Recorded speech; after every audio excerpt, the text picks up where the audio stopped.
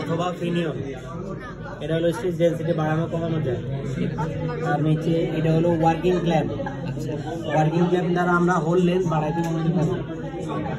আর এটা হলো knife stop liver. এটা হলো নাইফ স্টপ রড। এটা হলো প্রেসার ফুট।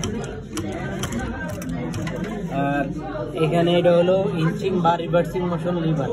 এটা হলে আপ ডাউন মানে আর এখানে কোনো ফিট অফ নাই। এটা পুরো থ্রটলেটটাই ওয়ার্কিং ক্ল্যাম্পে সাহায্যে আট পিচ করে নিয়ে আসা যাওয়া করে। আর ধরে কি বললেন রাজধানী কি ধরে? হ্যাঁ, adjusting point, adjusting point, spare gear, working clamp, knife, তারপরে তোমার নিডেল।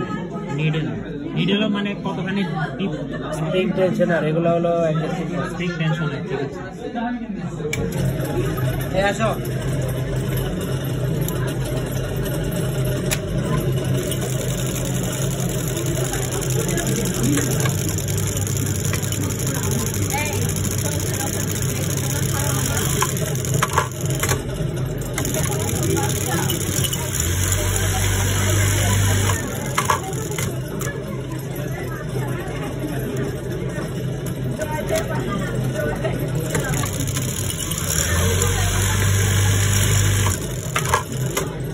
এই দেখো স্টপ লিভারের কাছে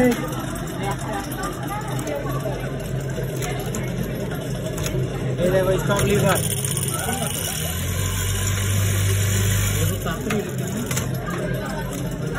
এরা কিন্তু আস্তে আস্তে ছিল না, বেড়েছে, তাড়াতাড়ি করা যায় না।